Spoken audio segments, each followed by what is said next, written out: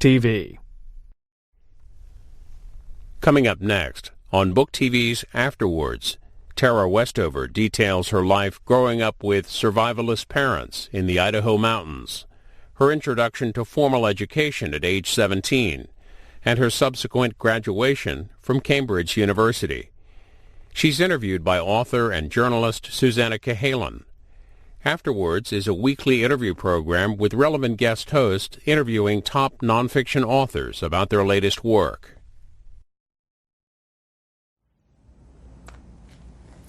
I am so happy and thrilled to be here with you today for your book, Educated.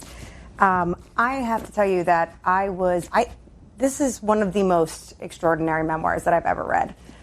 So I am honored to be here with you today to talk to you about it. I was blown away by this, and actually reading it for a second time actually even made my experience with it even that more profound. So thank you so much. You're welcome. It's really great to be here. So I wanted to just dive right in, and what I want to do is ask you to read a bit from the preface. So I'll let you take that. Turning toward our house on the hillside, I see movements of a different kind. Tall shadows stiffly pushing through the currents. My brothers are awake, testing the weather.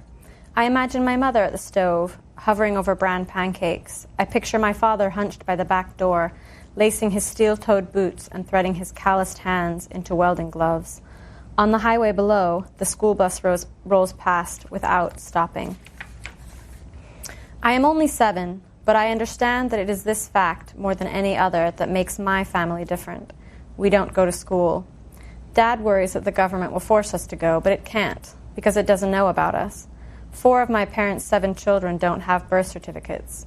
We have no medical records because we were born at home and have never seen a doctor or nurse.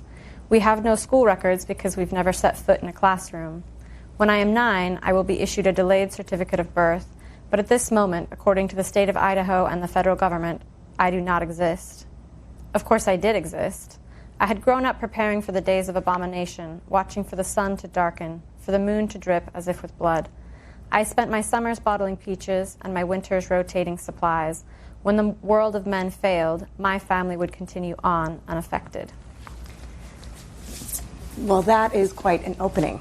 And I want to start there. I want to start in Bucks Peak, Idaho, where this takes place, where your childhood took place. Can you tell me a little bit, you touch on some of it, but take me through a day in the life of what it was like as a 10-year-old version of yourself on Bucks Peak. Well, we had a farm, which belonged to my grandfather, so it was really beautiful. There were a lot of wild wheat fields, and then it was at the base of this mountain, and so Bucks Peak is the name of the mountain. And it wasn't a particularly big mountain, but it was just really beautifully made. You know, it sort of came up out of the earth and formed into a really perfect spire. And I'd always been told this beautiful story about the mountain, that every spring when the snows began to melt, that there would be the image of a woman's body that would appear on the mountain face. And my dad called her the Indian princess, and he had this story that the nomadic Indians would look for her coming as a sign that spring had ended and that the winter was over and it was time for them to come back. So it was a really beautiful place. The farm, my dad owned a junkyard, which was full of crumpled up cars, and we played in it. It was a very exotic kind of playground. So there's a lot of beauty in my childhood. I think it took me a long time to realize that that it wasn't completely normal, because to me it seemed very normal. And then now I'm older, I can see there were elements of it that were probably unusual, you know. So my dad was opposed to a lot of the institutions that most people just take for granted. So public education, doctors and hospitals, anything to do with the government. And what that meant was that I was never allowed to go to school or to the doctor, and I didn't have a birth certificate until I was 9 years old. Yeah, I mean, you know, there's this it's a kind of interplay between this idyllic existence, right? You're running around kind of free in this environment that seems very foreign to me as a city kid. And it seems almost this magical place. But I've heard you kind of talk about this, that there's the other side. And there were very much two sides to your childhood experience. Yeah, absolutely. So the mountain was beautiful. I would say everything that had one side to it had another. So my mother was an herbalist and a midwife. And so we would spend all these hours walking on the mountain, gathering mullein and rose hips that she could turn into tinctures. So all these beautiful things, but all of them had another side to it. So the junkyard was this exotic playground, but we also got hurt in it quite a bit. There were a lot of injuries, like the time my brother lit his leg on fire, and it was covered in burns, and we made the decision to treat it at home because my father didn't believe in doctors or hospitals. So in a situation like that, even something like the herbalism, which was this wonderful thing that my mother was really talented at, could be a bit scary when you're dealing with a real injury that you don't have morphine or things like that. Could you speak a little bit about your father's philosophy? I mean, I attribute it to your father more than your mother, though they did share in the philosophy, but it seems to me, reading the book, it came mostly from your father. Is that fair to say? I think it was mostly coming from him. I mean, it's a complicated thing. Sometimes I think it was a kind of spiritual doctrine that he had, and sometimes I think it was he had this theory that all these institutions, the government, public education, that they had been infiltrated by some kind of ill-meaning organization. Sometimes he called it the Illuminati or the New World Order or what have you. So I think his reason for opposing these things is because he believed that they were trying to do us harm. And he really believed it. I don't think it was a real conviction that he had. There's a lot of fear there. I mean, do you have any, if you could actually pinpoint, what was he afraid of, really, from these Illuminati, from these different kind of sources? What was the fear? Where was the fear based? I think it depends on which institution you're talking about. Mm-hmm. I think he was concerned that what he called the medical establishment, that they weren't actually doing good, that he believed that a lot of the things that people take, drugs, for example, any kind of pharmaceutical, would damage your body, that the effects would last for years, and also that they would damage you spiritually, and that you should use natural healing, herbs. He called them God's pharmacy. So I think it was specific to each thing. I think with public education, he was worried that it was brainwash, that it would kind of lead us away from God and that kind of thing. So it kind of depends on which. He's a complicated person. Absolutely. Like everybody's complicated.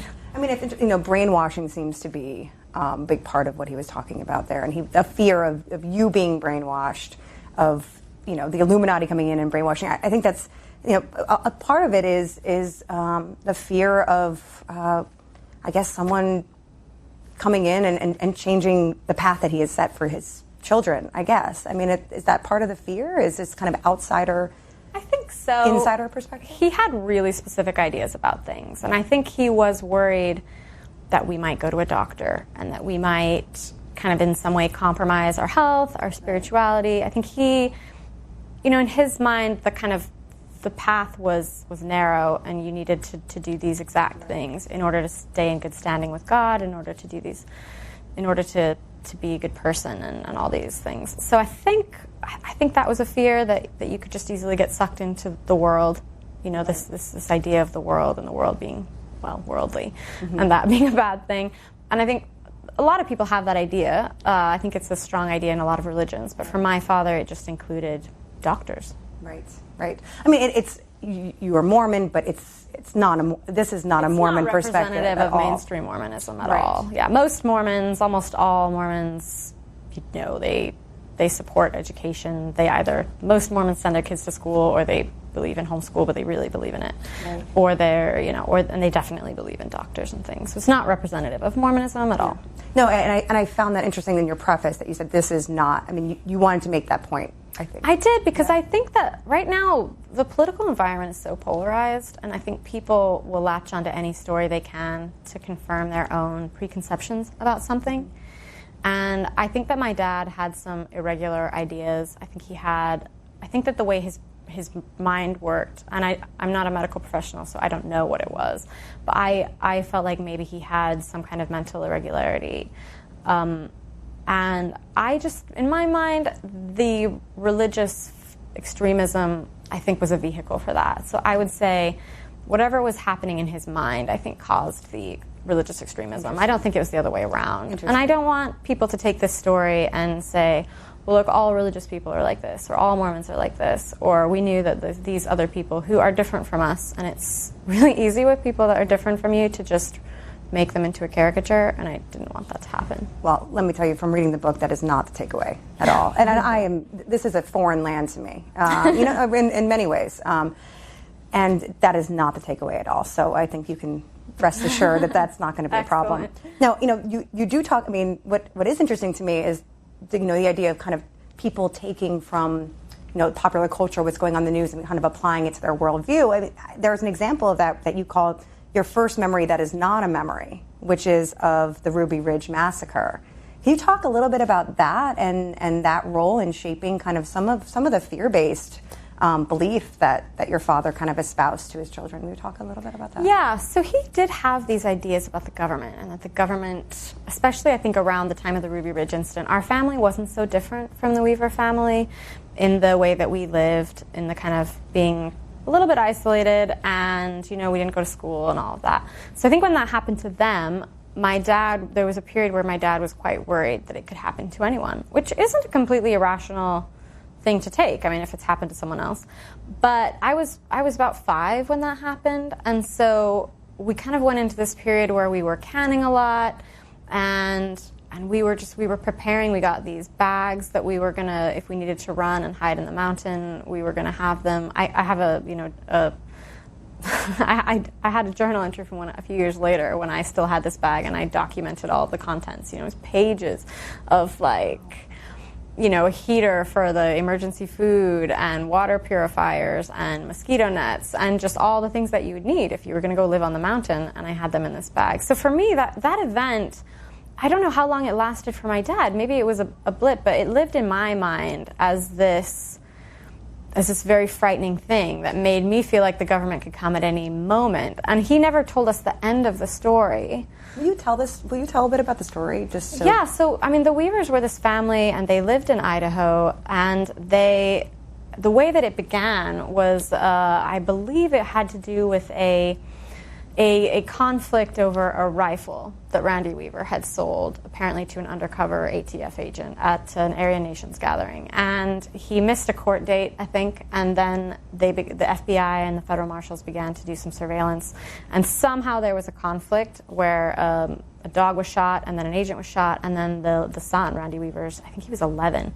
And it just got out of hand very quickly, and it ended up being that Randy Weaver was shot when visiting his son's body. The agents had surrounded the cabin, and ultimately Randy Weaver's wife, Vicky, was shot while holding their baby. She was killed by a sniper. So it was a horrendous story. And that was the version that I was told, that my dad told us, is look what could happen. Look what could happen to us. And I remember having, dreams where we would be crawling around on the floor because there were snipers outside. So it really lived in my mind in this way. But because he didn't really tell me the end of the story, so when I was 17, I was at university, and then I heard the end of the story, and I heard how there had been this massive public outcry, and there had been congressional inquiries, and every major newspaper had covered this story, and it became a different story. When I was a child, it had become a story about how frightening the government was and how they were going to come for us, and it was a secret thing that I thought only we knew about. I don't know how I thought we knew about it, but obviously then I realized, it was a terrible thing that happened, but there were checks on that. That's how a democracy works in a lot of ways, and it wasn't something that was kept a secret. It wasn't covered up. It was very much a public, there's massive public outcry.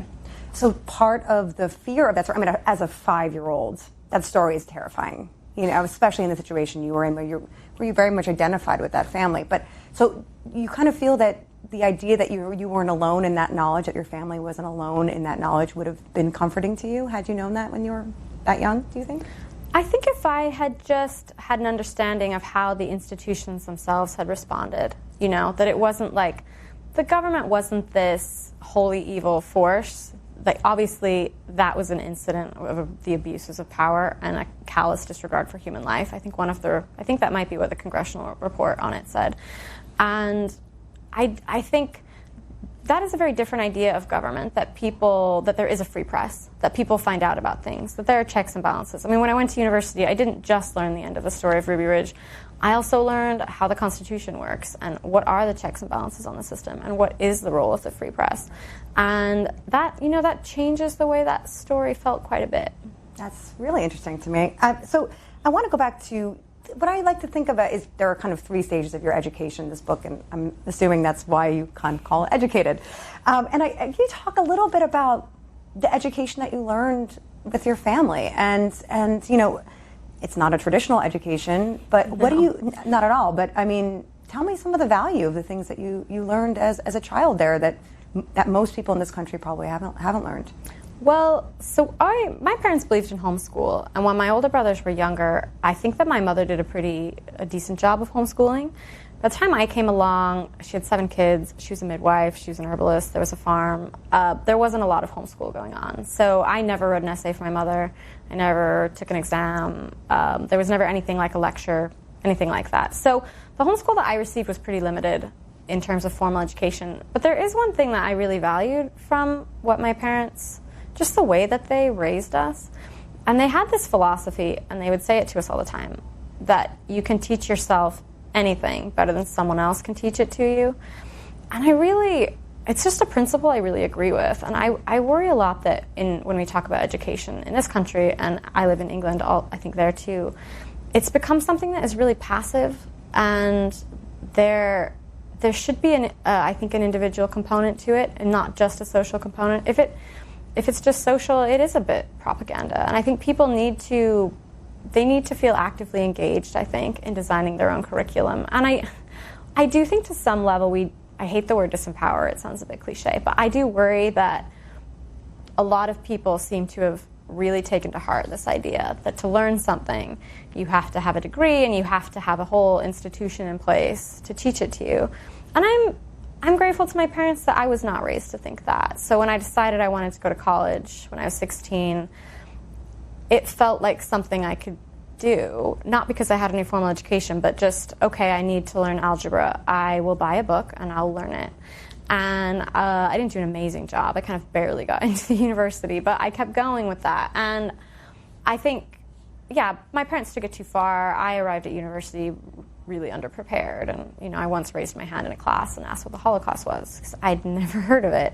And people thought I was being anti-Semitic. I think they thought I was denying it. I wasn't. I'd never heard of it before. So I wouldn't say this is the ideal education. I would not say that. But I do think they had something there about people feeling ownership over what they learn. Because if you think of education, I think a lot of people talk about education as a way to make money, as a way to get a better job. But the way I experienced it was it's about making a person. It's not about making money. It's about making a person. And I think everyone should have that opportunity to participate in the making of their own mind. And I just think it needs to be more active, and people need to be more involved, I think, in their own education. How did the way you were raised help you write this book, do you think? I mean, obviously in a very literal sense, but in terms of the actual act of creating a book is not easy. Yeah, and I didn't know how to write narrative. I literally had not written a word of narrative when I decided to write this book. Wow. And I had a PhD because once I got to school, I had really committed. And 10 years later, after I set foot in a classroom the first time when I was 17. And 10 years later, I graduated from Cambridge with a PhD. So I knew how to do academic writing by then. It took me 10 years, but I figured it out. But I didn't know how to write prose, and it's really different. But I think it was that same principle. I sat down, thought, this is a skill I want, and what are the ways that I can get it? What are the ways I can learn? And the thing for me that made the biggest difference was the New Yorker Fiction podcast, which is amazing, because you just have really great writers come on, and they read the stories of other great writers, and then they explain to you how they work. And it's an amazing curriculum. But more to the point, it was a curriculum that worked for me, and so I could pursue it. And I didn't have to spend a lot of time pursuing a curriculum that didn't work for me, because I think everybody is different, which is why I think the curriculum you make for yourself is always going to be better than what other people will make for you. Were there any books that were particularly helpful to you during the creation of this book? Well, when I started writing it, I'd never read a short story. And I'd never heard of short stories. I didn't know what they were. But I found short stories so helpful. There were a lot of books. I read a lot of Joan Didion. I read a lot of Slouching Towards Bethlehem and The Year of Magical Thinking. I read a lot of Toni Morrison because she's a genius. And then a ton of short stories, David Means. I could go on and on. But there's so many great writers. But I think you take the ones that speak to you, and there's some amazing writers that I enjoy reading, but they're nothing like I write, and they don't give me ideas about how to write. And then there's some writers that do, and I think that's the beauty of having control over how you learn. So, back to your childhood. What were you reading then? I read a lot of religious books. We had other books in the house, but I didn't really read them. Mostly what I read the Book of Mormon, I read the Bible, and I read a lot of 19th century speeches by the kind of founding Mormon prophets. So that was a language I was at home in pretty quickly. It's pretty interesting when you went to school for the first time at 17 at BYU. You wrote in this kind of stilted, archaic style. Is that correct? I did, yeah. I wrote in a very stilted style because that was what I'd been reading. And I think a lot of my professors were just very bewildered by why I sounded like a 19th century. Yeah. It took a while to kind of get that voice out. Isn't it amazing that the writing voice is often so different than the talking voice, and that you had to really work on? You didn't speak in that way. You didn't speak in that stilted way, I'm assuming. Isn't that interesting that was the part that you really had to kind of... I think a lot of people have this with writing, where they feel a certain self-consciousness about writing. And I think sometimes when we feel self-conscious, we become more formal. Yes. And I've noticed this in a lot of writing, not just my own, that people will use words like establishment instead of building or store. Words that you'd never use, because I think they feel like they sound more intellectual or something. So I had that, but I just had a really bad case of it because of all the 19th century books I'd read. How long did it take you to get that, kind of exercise that? Well, I wrote the whole book, the first draft, in about a year, and I would say the first 4 months, everything I wrote was absolutely terrible. So about 4 months. Are you being hard on yourself, or was it real? No, it was actually... I'm not particularly afflicted with false modesty. No. It was really bad. It was really bad. I took it to a writing group once, and they were... And I was lucky, because I didn't really think of myself as a writer. I was literally trying to learn to write because I wanted to write this one book. And so I didn't have it. It wasn't a part of my identity. When they said, this is really terrible, I said, yeah, I know. Of course it is.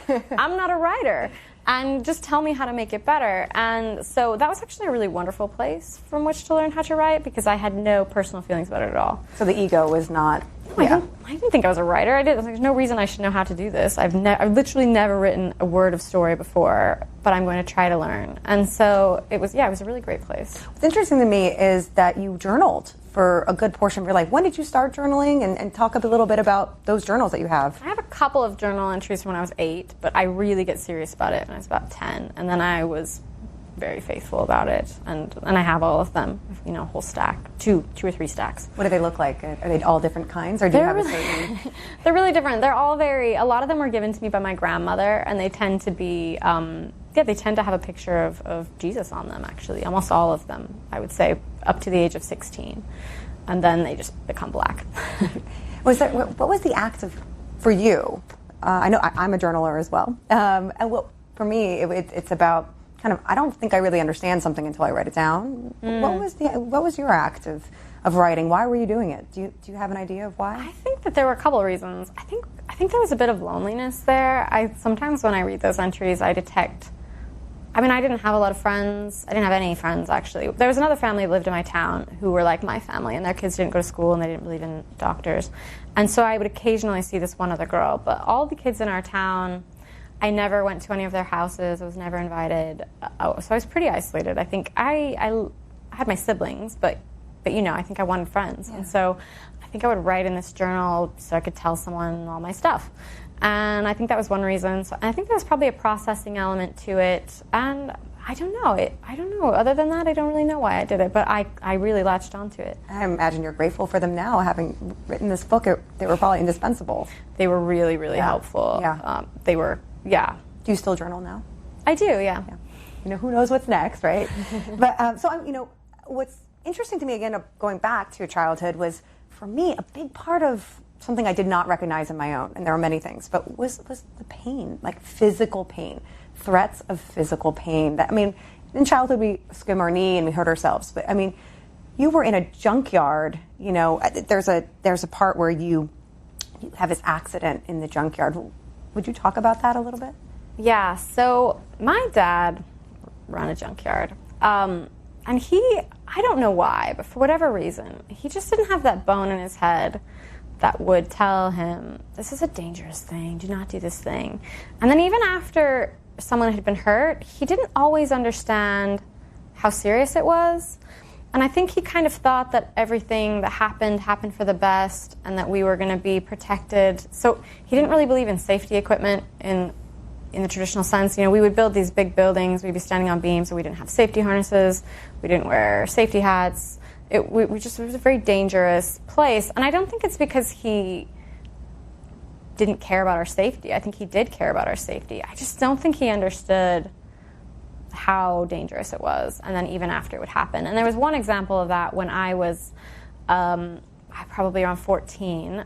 I was filling up a bin full of scrap metal, and then when the bin was full, the idea was it had to be picked up by a forklift and a JCB, which is a forklift with an extendable boom, and then it had to be taken over and dumped into the semi-trailer, this massive trailer. And so I filled up this bin, and I said to my dad, okay, let's dump the bin. And he wanted someone to go into the big bin, the trailer, and settle the scrap after he dumped it. But he decided that it would be faster if I rode up in the bin of scrap, and then he said, I'll hold it level with the trailer, and you can kind of crawl out and then skimmy over to the cab where you'll be out of the way of the falling metal, and everything will be great. And I was terrified. I was not in the habit of disobeying my dad, so I got in the bin, and when he picked up the bin, and as he was turning to rotate around to where the trailer was, a bit of scrap just came loose, and it had a really jagged edge, and it just pierced through my leg like a knife going into butter, and it just pinned me in place, and I couldn't move. So he had the bin, it was level, he was waiting for me to crawl out. I was trying to shout down to him that I couldn't move, but it was a really loud diesel engine, and he couldn't hear me. And so then he starts raising it up, and I know he is going to dump this bin, and I'm inside it, and it's going to be like going through a meat grinder. I mean, 2,000 pounds of falling scrap metal. Luckily, when the scrap started to fall, the thing came out of my leg, and it fell, and I was able to throw myself over the side. So I fell to the ground, and I hit the side of the trailer, but I was injured, but I was okay. And I just remember at the time feeling really... I think I first experienced anger that he'd let it happen, but that dissipated really quickly. And after that, I just felt kind of ashamed. It seemed like a simple thing, and I didn't know why I hadn't been able to do it. And I think what I was missing in that moment, I knew that my dad would never hurt me on purpose. I didn't have that information that there might be something going on in his head where he could, value my safety but not be able to keep me safe. That there might be an explanation besides this is my fault, because I knew he would never hurt me, and yet somehow I'd gotten hurt, so it had to be me. And I think as children we experience events in this way, and it's so easy to internalize it and internalize guilt. And I had to be much older, I think, before I could look back on that event and not feel ashamed about it. And then I think there was a period where I was just really angry at my father. How could you let this happen to me? How could you have been this kind of father? And then I think now where I'm at is I feel like now I have all the pieces, and I can put it together and say, he would never have wanted to let me get hurt. However, for whatever reason, he wasn't able to run the scrapyard any other way. He wasn't able to understand the risks of the way he was doing things.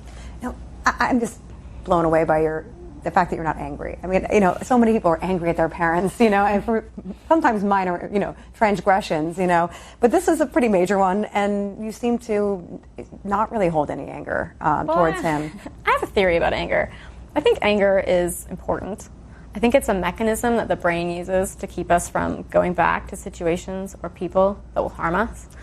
But I think there's a risk with anger as well, because if it takes over too much of your life, I think it can be really consuming. And I mean, spoiler alert, I am estranged from my parents, and that circumstance was really hard. The really hard things that happened that led to that outcome.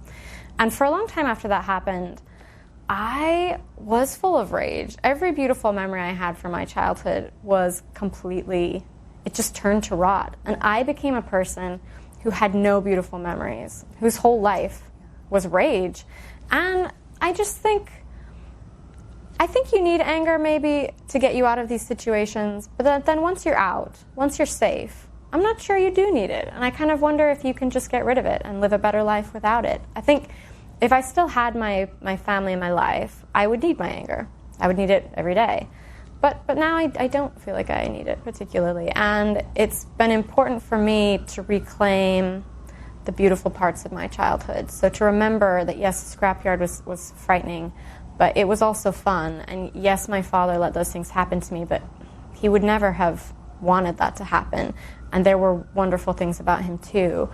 And so I think it's a delicate balance, because I would never want to take the good things about them and say, oh, I'm just going to only focus on the good and dismiss the bad things, because you'll let yourself get hurt or you'll let someone else get hurt. But then you don't want to obsess over the bad either. So I aspire to this idea of kind of mental integrity, which just means that, to me anyway, it means that no one can take from me the good, but no one can obscure from me the bad. And that's what I mean when I say I just want to live in my own head, and I want to have a grasp on the reality as it is, and I don't want to get consumed with anger that blocks out the wonderful things about a person, but I also don't want to expose myself to risks by not recognizing their limitations. This sounds extremely evolved. And are you in therapy, or have you come to this on your own? I've done a lot of therapy. I think I had to come to a lot of it on my own, but I have done a lot of therapy. But I think it's something. I think therapy is really helpful, because it never feels like it is. That's the tragedy of it. It never feels helpful. But I do think it is, because you set aside this time to think about how you feel, and do you want to feel that way? And I have spent a lot of time in therapy thinking about how angry I feel and realizing I don't want to feel that way, but I also don't want to go back. So what's the middle road? Right. Was this book an act of was it catharsis, or did it bring a lot of these things back? It ended up being cathartic. I didn't think it would be. I thought, oh, I'm sorted. But it was, I think, because, for one thing, the bits of it that I thought would be hard to write about, which were the kind of more traumatic bits, were actually not very hard to write about. I feel like before I started writing, I'd really reconciled with the bad things in my life. The danger of the scrapyard, I had a violent older brother. I feel like I'd kind of reconciled with that. What I hadn't reconciled yet were the beautiful things. So the way the mountain looked, the way that my mother would laugh when she was canning peaches, the good things about my father, and the good things even about my older brother. I think those were the things that I had loved about my childhood the most. And those were the things that I had lost. And it was hard, actually. That was the hard thing, was being really close to these things that I was never going to have again. And I think that ended up being the hardest thing to write about, but I think in a way a good thing, because it let me reclaim a bit of that in a strange way. I'll never really be able to reclaim it, but I've reclaimed it in this other way. Is there one part of the book that was particularly hard to write that surprised you? There are a couple moments about my dad that were hard to write about. There was a moment where my brother saves my life, basically. We're breaking in horses, and I was on a horse that went completely berserk. And he was on a horse that had never had a rider on it before. It had never been ridden. It was his first time. And my horse went into a fit, and I got my foot caught in the saddle, and it was bucking, and it was running, and it was on a hillside, and there were ravines everywhere. It was really just a matter of time before I fell off and was dragged. And that's pretty much game over. Your head hits on a rock, and it's done. And my brother somehow, on this completely unbroken horse, managed to catch hold of my horse and slow it down. And this is the brother who was quite violent, who was very manipulative, who was very controlling, who would at other times twist my wrist behind my back and call me a whore. But he had this wonderful side. And I think what took me a long time, as I kind of said before, is you can't... For me, it was always tempting to say he is kind, he can be sensitive, he can be really wonderful. And I still think that, but I don't want to use those things to dismiss the fact that he could be manipulative, cruel, even violent. Yeah, I wanted to talk about Sean, and I was wondering if that was hard for you to talk about, but it seems you're pretty open in talking about it. I feel like that's the thing that I've kind of reconciled with the most, kind of, in a weird way. For me, reading it was, I mean, there are points where I had to put down the book, because it's really hard to read. It's very violent, and also like psychologically violent as well. So it's not just the physical violence. It was a psychological torture in some ways with him. I found the psychological, I think people fixate on the physical And I actually tried not to dwell on the physical very much because to me it was not the important part. I have this idea that I think all abuse, no matter what kind of abuse it is, I think it's foremost an assault on the mind. Because if you're going to abuse someone, I think you have to invade their reality in order to distort it. And you have to convince them of two things. You have to convince them that what you're doing isn't that bad, which means you have to normalize it. You have to justify it, rationalize it. And the other thing you have to convince them of is that they deserve it. And the second thing I think is actually pretty easy to convince people of, because people tend to internalize that kind of guilt when they're hurting. But the first thing is hard, and my brother was pretty good at it. He could, in a matter of minutes, convince me that something had not happened, that had happened, 2 minutes before, and he could just convince me to have a completely different interpretation of it. And one example of that, when I was 17, I brought this young man home. His name was Charlie, for Thanksgiving dinner. And I think my brother, he just felt some need to demonstrate this control over me in front of this person. And so before the meal had even started, he grabbed me by my hair and he hauled me down the hallway and he shoved my head in the toilet. And later, when it was all over, he told me that it had just been a game. And that, next time we were having fun, I should really be sure to tell him if I was in any pain. Because he said, I had no idea, I thought you were having a really good time. And I completely took that perspective on board, 100%, so much so that I actually tried to convince Charlie of it. And he knew what he had seen, but he also, I think, knew that reality had no bearing on me. He could see that how much under my brother's power I was, and he tried to reason with me for a while, and then didn't, and could just see. But then there was another incident a couple months later, and I'd been at university for a while, and I think going to university really helped me learn how to hold on to my own ideas, my own opinions, and it gave me the ability to say I disagree with something. And a few months later, it happened again, and my brother attacked me in a parking lot. And then that evening, when it was all over, he came into my room and he said, I'm really sorry. We were just having a good time, and I had no idea that I'd even hurt you. So next time we're having fun, make sure you speak up if you're in any pain. And after he left, I was writing in my journal, and I wrote that I didn't know which version to believe. But I wrote down my version. I wrote that I'd been terrified. I wrote that I'd been in pain. I wrote that in that moment, if I'd been able, I would have torn him apart. And so I had these two versions in my mind, and I didn't in that moment necessarily say, well, mine's right and his is wrong. I didn't know if he'd experienced it as a game, but I knew I had not experienced it as a game. And I think that was an important moment because it was the first time, I think, that I didn't immediately cede my reality to someone else's. And I think it was the first time that my brother attempted to dominate me, and at the end of that process, there were still two minds present, two distinct minds, not one mind having gained control over another. That's really, it's almost like a testament. Like you're putting this down as this is your experience. And there were times before in your journal that you include in your book where you're still engaging in what you call reality bending, right? And you say things like, Sean, he was so much nicer to me before the accident. He had an accident. And you said something to the effect of, well, he was my best friend before and he was so wonderful to me before and now he's mean. And then you go back and you realize, no, he was violent and abusive before the accident, and it was almost as if you were playing this game with yourself. Well, I had revised in my mind. He had a really serious head injury. He fell when he was working for my father. He fell off a pallet, and he was a really serious head injury. He nearly died, and I had revised when that accident took place because we expected he might be violent after that accident, but I had just somehow in my mind told myself that it happened when I was very young and that explained everything. And it was actually when I was writing the book, I got my own journal and I talked to my brothers who also kept journals and said, if I got the date on this wrong, how is this possible? And it had turned out that it happened when I was much older, I think when I was 17. And that was 16, I think I was 16. And that was just, like, I suddenly thought that doesn't explain any of it then. Because it had been going on for so much longer than that. And that was hard.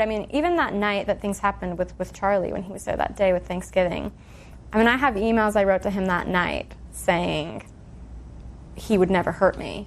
And not after the head injury or before the head injury, but he would never hurt me. And I was writing this, I had a broken toe, my wrist was in a sling, and I was saying, that he would never do this thing that he'd obviously done. So I think it's hard to underestimate how powerful that reality distortion is. And I think it's not just the person who's experiencing it. I think anyone who's living in proximity to these kinds of relationships is to some degree subject to the reality bending that goes on to justify it. You can actually say enabling that reality bending in a way. Enabling. I want to get back to that, but I do want to talk about memory.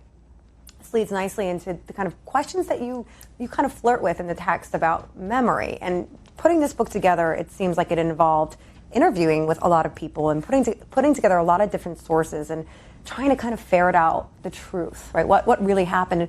What are your thoughts on that? And what are your thoughts on the reliability of your own memory now, having done all this? I think it's a difficult thing because you don't want to overly rely on your memory, but you don't want to be vulnerable to people coming in and, my family culture had a culture of justifying, rationalizing. There was a lot of that term gaslighting, denying things that were happening kind of almost as they were happening.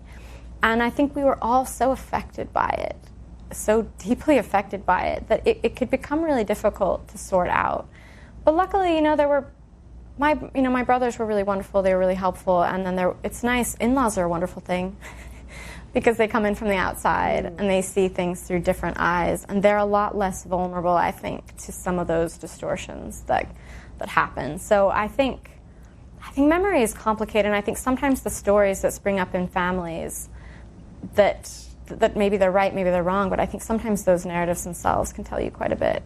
Oh, yeah. I think it's so interesting. How much do you think now, you touch on this as well, explicitly actually, you talk about your father's mental health. And though, you were not a psychiatrist, however, there are things that you experienced firsthand that would lead one to believe that there was an instability there. And there's a moment when you're in a Psych 101 class at BYU, and you hear about bipolar disorder. And this kind of turns a light on in your mind, and you think, this sounds like my father. I think it was my whole idea of mental illness before I took that class. I thought you just had to be raving a lunatic. Yeah. You wear fruit on your head and fall in love with cat, and that was my idea of it. So what that class did is it gave me another category, another way to think about mental health and the brain. And I'm not a medical professional. I have no idea. But I do feel like there's a gap between the fact that my father loves me and yet we could be so terribly hurt by the things that he did, physically especially. There was some irrational decisions he made about how to do things. And I know that it wasn't malicious. So having that other category helped me. It helped me understand that sometimes people do the best they can, and that doesn't mean everything's okay. Yeah, does that, having that label, does it provide some kind of comfort that you think, again, because it seems as if, at least when you were a child, you were kind of subsuming some of that shame, you were kind of focusing on yourself. I'm the one who was, when you described that experience in the junkyard, you were the one who was wrong, not your father. Does hearing this kind of outside label or perspective from the mental health kind of perspective on this, does that help? It helped so much because it helped me go back and re-experience that and have empathy for my dad, but also for myself. It's a very hard thing to have empathy for yourself, especially your younger child self, to kind of think, I'm sorry that happened to you. That shouldn't have happened to you. Yeah. But I think it's a really important step of healing to let yourself off the hook for those kind of feelings that you've been carrying around. This might be a cheesy question, but I have to ask it. If you could talk to yourself when you were 10, is there something you would say in particular to yourself, Oh, I don't know. I kind of think, and this is going to be cynical, sorry to be cynical to your heartfelt question. I don't think there's anything anyone could have said to me that would have made any difference. One of the things Charles said to me that night with my brother, when I was telling him, it wasn't that night, it was a little bit later, we ended up breaking up because I was just too dysfunctional, basically, to be in a relationship. And one of the things he said to me, he basically said, I can't, he was 17, I'm just a kid in high school, I can't, this is out of my league, this is way over my head. And he said to me, I can't change this for you. You're the only one that can make this better. And I think that's true. I don't think there's anything that I could say or anybody else could say to my 10-year-old self that would move the needle at all.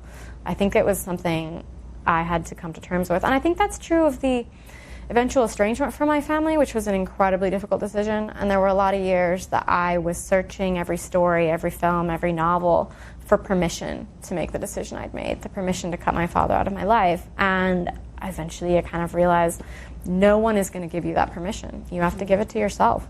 Now, the one thing that did change your path, it sounds like, is your brother Tyler, and several times. But the first time is when he introduces you to music, and also when he kind of shows that college is a possibility. It probably wasn't even in your idea of the future. I mean, what was your idea of the future prior to Tyler going off to college? What did you think?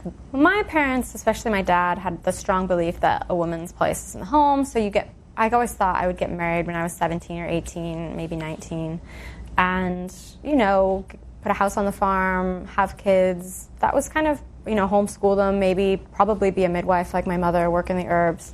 That was very much how I thought my life would go until I was 16, and my older brother Tyler, who had educated himself and got himself into university, came home and said, I think that you should try to do this. Yeah, I mean, some of the most incredible parts of the book are when you go to BYU for the first time, and you're outside of your family really for the first time, and on your own for the first time, and kind of existing as an adult when you've never stepped foot into a classroom before. Can you talk a little bit about those early days and what that must have been like? I mean, what did you look like then, and how did you act? I mean, can you kind of describe that for me? Probably acted quite strangely. I definitely acted. I didn't feel like I belonged to my family really quickly, but I also didn't belong there either.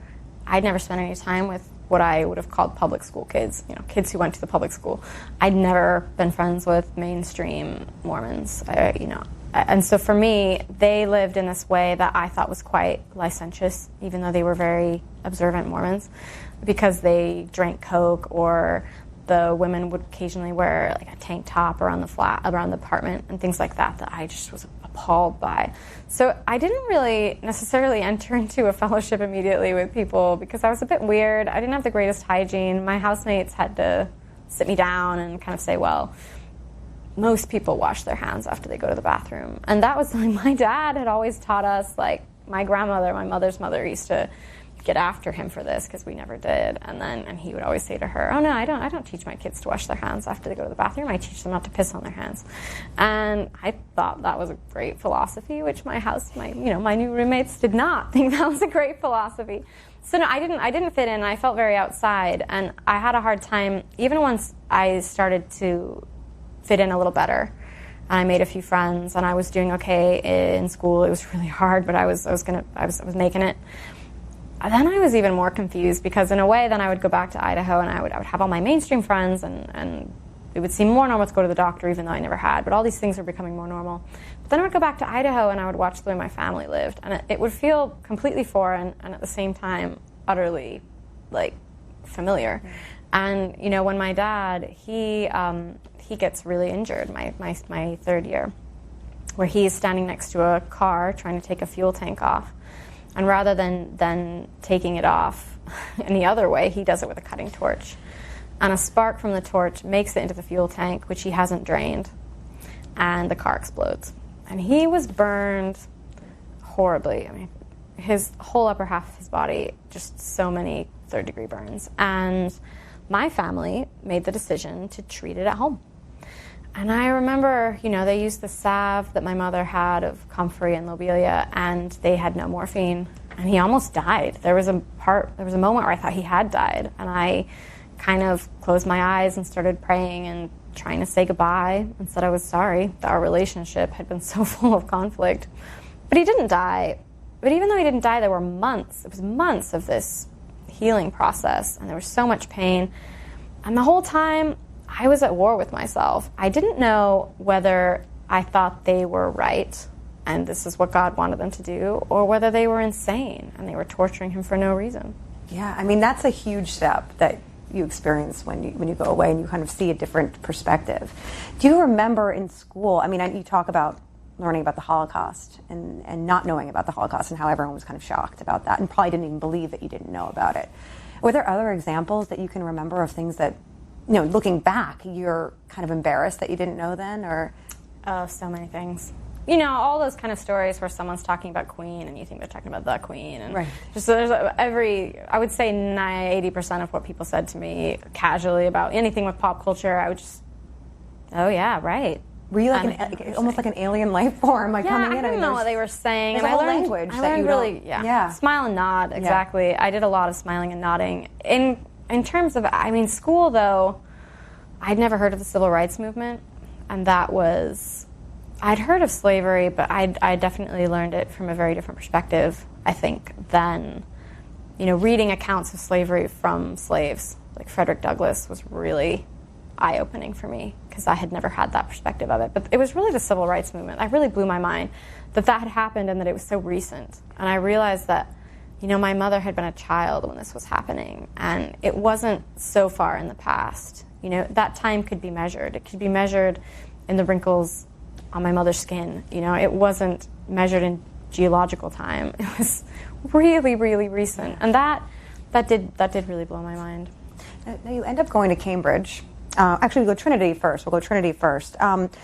Did you have an experience of imposter syndrome when you were there? It sounds like a little bit what you're describing. You're kind of a professor kind of chooses you and as a person who he feels has a lot of potential. Yeah, he really helped me. There was a study abroad program that went to Cambridge, and I applied because he told me I should, and then I didn't get in. And he wrote them and said, I think this person is learning a lot. She's really behind, but I really think she'll catch up, and we should give her a chance. And they did. So I owe him a lot for that.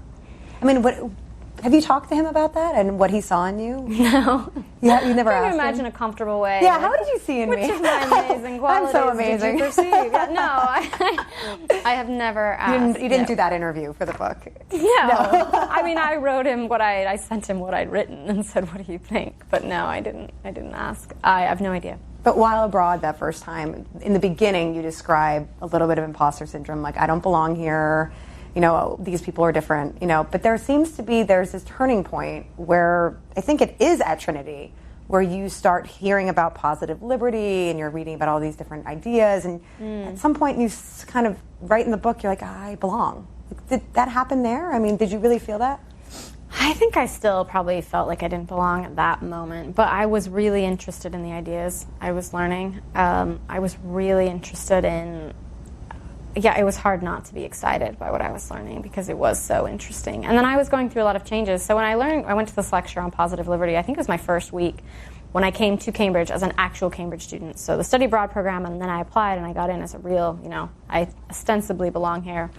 And at my first week I went to this lecture, and that lecture really blew my mind because the whole point of Isaiah Berlin's negative and positive liberty is this idea that, yes, there are external obstacles that people have that keep them from doing things. If you're tied up, you can't do something. But positive liberty says that there are obstacles that people have to them doing things that are internal, that exist only in the mind. So if you're tied up, you may not be able to go outside. But also, if you believe that someone outside is going to shoot you, and there isn't someone like that, it doesn't matter whether they're there or not, you still can't go outside. And so this idea that what might be the most important thing in determining how much freedom you have and ability you have, that might be in your own mind, that had never occurred to me. And it was around this time that a friend of mine sent me this song by someone, of course, I'd never heard of, because I'd never heard of anyone. Mm-hmm. And it was by Bob Marley. And I got really obsessed with that lyric, emancipate yourselves from... Free yourself from mental slavery, right? Yeah, emancipate yourselves from mental slavery.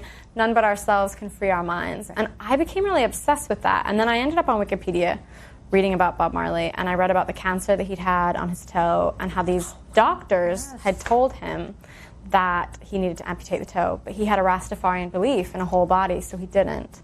And what happened was he died, and he was young. And when I was reading that, I realized that I had stopped believing in my dad's view of doctors and hospitals. At least I told myself I had. But I'd never had my vaccinations. And I called and I got them. I got all of them. I left the hospital looking like a pincushion because I had them all in one day, and it took me quite a long time to convince the nurse that I really did need all of them. But it was a moment where I kind of realized, I have renounced that old world view old view of the world, but I haven't quite found the courage to live in this new one. But there is a moment when you do find that courage, and that happens after you and Sean.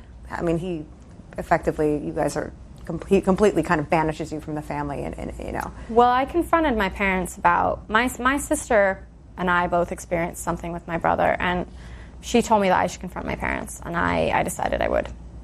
So I did. I told them that I thought it was an issue. I thought we needed to deal with it. And my father decided that I was lying, and he said I was trying to destroy the family. My mother said maybe I was crazy, that my memories couldn't be trusted, and that was hard. Having them not believe me was really hard. But I think the hardest thing really was after that, they called my brother, and they told him everything I'd said. And what followed after that was a period of a lot of threats, and he would, he called me and said he'd hired an assassin to come kill me, these kinds of things, and then he cut me out of his life. He disowned me, and my parents supported that decision. And so that Christmas they said, you're not allowed to come home because it will make your brother uncomfortable. For the reader, I was most upset by your mother in that situation. I felt that there was an opportunity there when you went and kind of approached your mother about these things, and she seemed to be of equal mind. She had seen the things that you... She agreed with me at first. We had a chat, actually. It was online.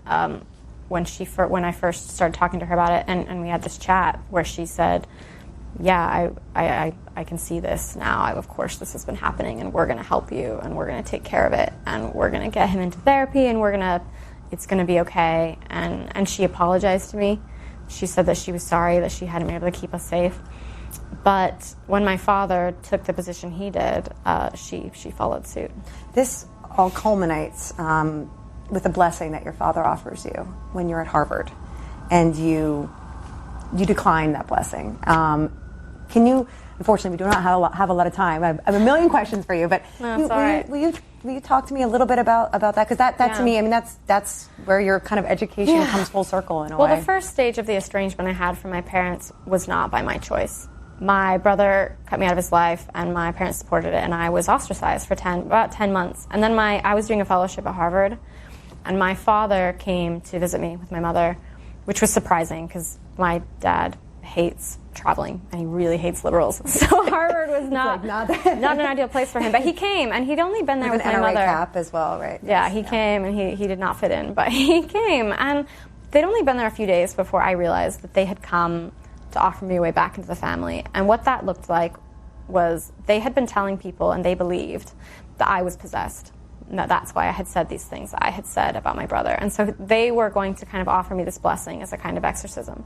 And if I could just go along with it, I could say that I hadn't meant any of the things I said. I could recant effectively, kind of trade out their memories for mine, and then I could have my family. And there was a period of a couple days at Harvard when we were sightseeing around Boston, pretending like we were a happy family, when I kind of thought I could make that bargain. I thought it was a pretty good deal.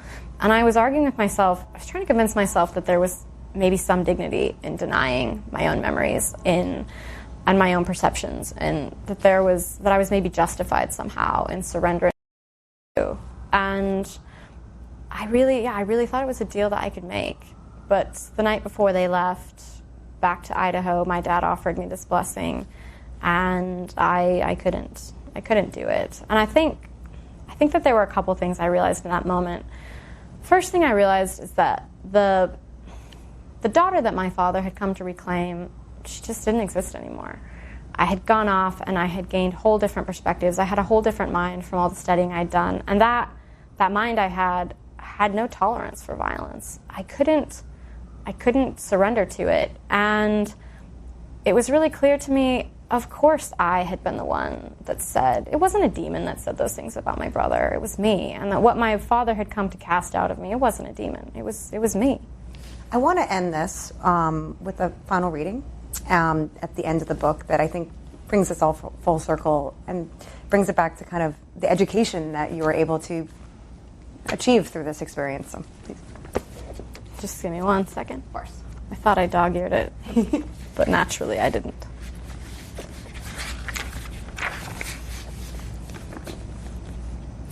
No matter how much I appeared to have changed, how illustrious my education, how altered my appearance, I was still her. At best, I was two people, a fractured mind.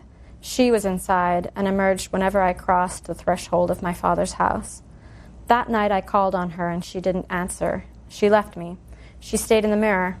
The decisions I made after that moment were not the ones she would have made. They were the choices of a changed person, a new self. You could call this selfhood many things: transformation, metamorphosis, falsity, betrayal. I call it an education. Thank you so much, Tara. My pleasure. Thank you for writing this exceptional book. Thank you.